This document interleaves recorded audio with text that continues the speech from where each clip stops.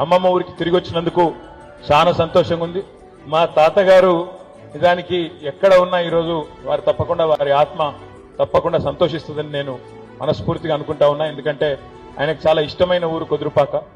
ఎంతో ఎప్పుడు ప్రతి సందర్భంలో ఇక్కడికి తీసుకొచ్చేది మమ్మల్ని అందరినీ, మనవలు మనవరాళ్ళందరినీ కూడా ఇక్కడ తీసుకొచ్చేది. అట్లాంటిది వారి జ్ఞాపకార్థం, మా అమ్మమ్మ జ్ఞాపకార్థం ఇక్కడ ఇవాళ బడి కట్టినాం. ఇప్పుడు ఎమ్మెల్యే గారు అంటా ఉండే, అన్న మరి అమ్మని తీసుకురాలేకపోయినాం అని. అమ్మ కొద్దిగా రాలేకపోయింది, కానీ మా మామని పంపించింది. కాబట్టి తప్పకుండా నాకైతే నమ్మకం ఉంది.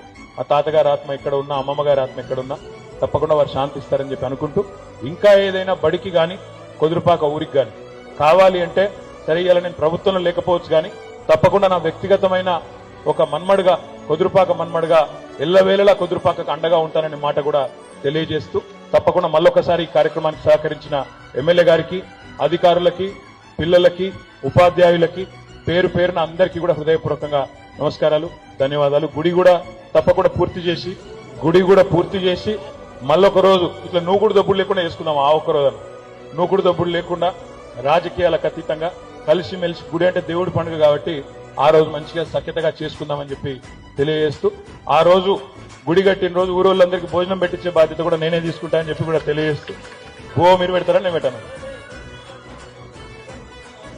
మా మామ భోజనం పెడతా ఉంటాం అతను చెప్తలేడు, నేనే పెడతాను. మీరు బాధపడకూరి. Thank you. జై తెలంగాణ.